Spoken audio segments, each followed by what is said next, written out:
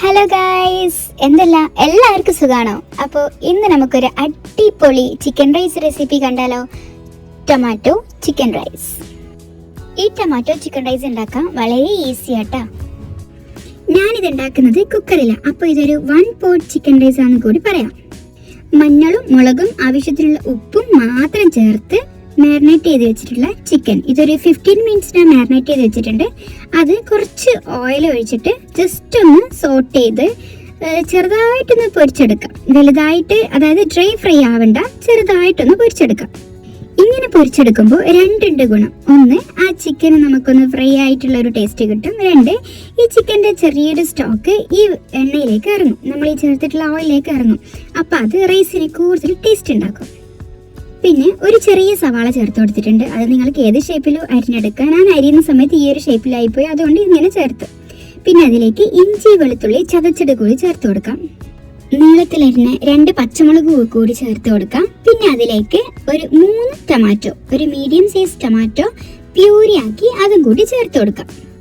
പിന്നെ അതിലേക്ക് ഒരു 2 ടേബിൾ സ്പൂൺ മുളക് പൊടി, ഒരു 1/2 സ്പൂൺ മഞ്ഞൾപ്പൊടി, 2 ടേബിൾ സ്പൂൺ ചിക്കൻ മസാലപ്പൊടി, ഒരു 1/2 സ്പൂൺ ഗരം മസാല ഇത് കൂടി ചേർത്ത് നന്നായിട്ടൊന്ന് മിക്സ് ചെയ്തെടുക്കാം. ചെറുതായിട്ട് ഈ മിക്സ് ഒന്ന് തിളച്ച് വരുമ്പോൾ അതിലേക്ക് ഹാഫ് ഫ്രൈ ആക്കി വെച്ചിട്ടുള്ള ചിക്കനില്ലേ അതും കൂടി ചേർത്ത് കൊടുത്ത് ഒന്നും കൂടി ഒന്ന് തിളപ്പിച്ചെടുക്കാം. ഈ മിക്സ് ഒന്ന് തിളച്ച് വരുമ്പോൾ ഇതിലേക്ക് കഴുകി ഊറ്റി മാറ്റി വെച്ചിരിക്കുന്ന 2 കപ്പ് ഗീ റൈസ് കൂടി ചേർത്ത് കൊടുക്കാം. ആ ഗീ റൈസും ഈ മിക്സ് ആയിട്ട് നന്നായിട്ടൊന്ന് മിക്സ് ചെയ്യാം. നിങ്ങൾ എടുക്കുന്ന ഗീ റൈസിനനുസരിച്ചിട്ടുള്ള വെള്ളം ഇതിലേക്ക് ചേർത്ത് കൊടുക്കാം. എൻ്റെ ഈ അരിക്ക് 1 ഗ്ലാസ് അരിക്ക് 1.5 ഗ്ലാസ് വെള്ളം അതുപോലെ തന്നെ ഞാൻ ചേർത്ത് കൊടുത്തിട്ടുണ്ട്. ഇനി അതിലേക്ക് ഒരു ചെറുനാരങ്ങയുടെ നീര് കൂടി ചേർത്ത് കൊടുക്കാം. ഈ സമയം ആവശ്യത്തിനുള്ള ഉപ്പ് കൂടി ചേർത്ത് കൊടുക്കണം. ഉപ്പ് നോക്കിയിട്ട് നിങ്ങൾ ആവശ്യത്തിനനുസരിച്ചിട്ടുള്ള ഉപ്പ് കൂടി ചേർത്ത് കൊടുക്കാം.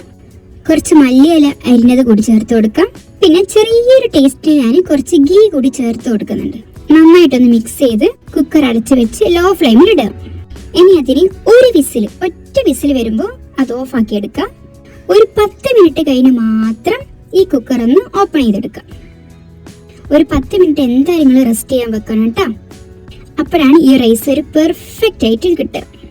അപ്പോൾ നിങ്ങൾ നോക്കിയേ, അടിയിലൊന്നും പിടിക്കാണ്ട് ഒരു അടിപൊളി ചിക്കൻ ടൊമാറ്റോ റൈസ് ഇവിടെ റെഡി ആയിട്ടുണ്ട്.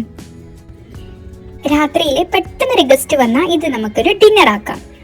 അല്ലെങ്കിൽ ഒരു ലഞ്ച് ബോക്സ് റെസിപ്പി ആയിട്ടോ, അല്ലെങ്കിൽ നമുക്ക് ലഞ്ച് ആക്കാൻ ചെറിയ മടിയുള്ള ദിവസം ഇത് ഭയങ്കര ഹെൽപ്ഫുൾ ആയിരിക്കും. സോ നിങ്ങൾ എന്തായാലും ട്രൈ ചെയ്ത് നോക്കണം. ഇഷ്ടപ്പെട്ട ലൈക്ക് ചെയ്യുക, കമൻറ്റ് ചെയ്യുക, കൂടെ തന്നെ എൻ്റെ ചാനൽ സബ്സ്ക്രൈബും കൂടി ചെയ്യാം. Okay, bye, thank U.